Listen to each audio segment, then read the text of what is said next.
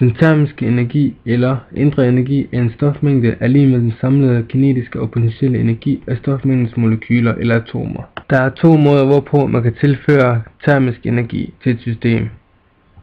Tilførsel af varme og udførsel af arbejde.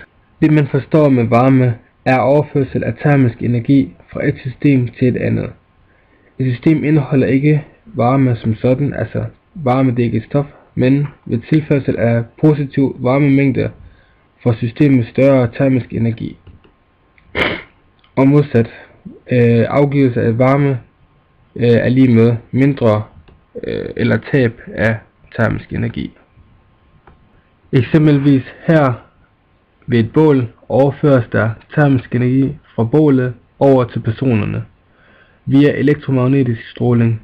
Bålet udsender stråling, som indeholder energi, og en del af strålingen absorberes af personerne, hvis termisk energi så stiger.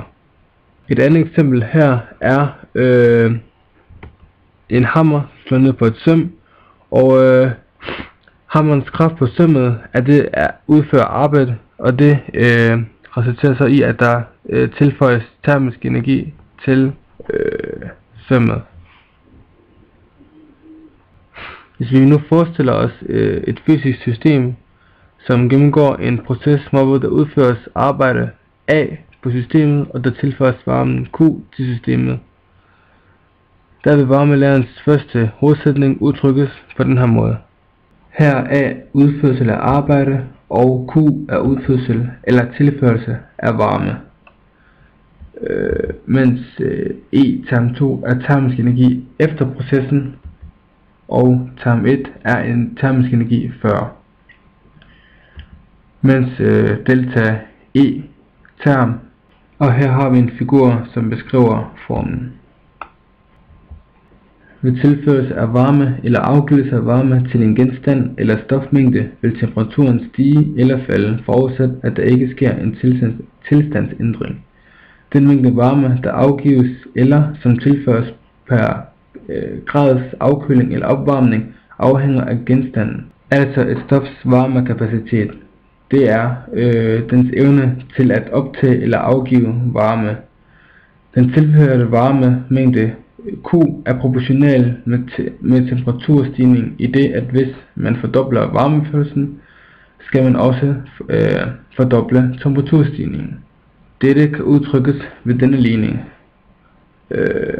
Her er C en konstant, som kaldes varmekapacitet.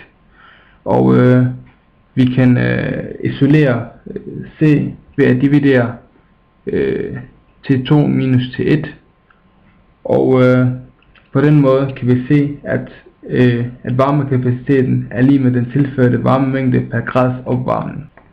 Varmekapaciteten af en mængde af et stof er proportional med stofmængdens masse. Det kan vi let se, hvis vi tænker på, at vi f.eks. vil opvarme et kar med vand. Hvis vi fordobler vandmængden, skal vi også tilføje den dobbelte varmemængde for at øge temperaturen med et bestemt antal grader. Det betyder, at C er proportional med M-massen. Det kan vi udtrykke ved ligningen den her. Her er M vandmængdens masse, og C er konstanten, den specifikke varmekapacitet.